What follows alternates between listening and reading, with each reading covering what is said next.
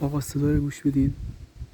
ساعت 11:10 شبه، تو جاده کلمردی، تو جاده چوببری. صدا گاو میاد از رو جاده میاد آقا. اینو میگیرم علی بعدن از اونو بپرسم این صدا گاوه؟ زنگوله اینجاست، برای چی وقت شب بلش کردن؟ الان کنار ماشین است. نگاه.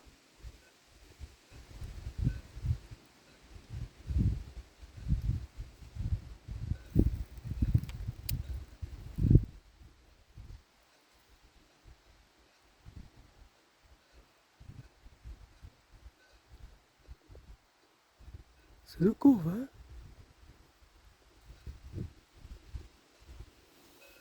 آه، صدا زنگوله است.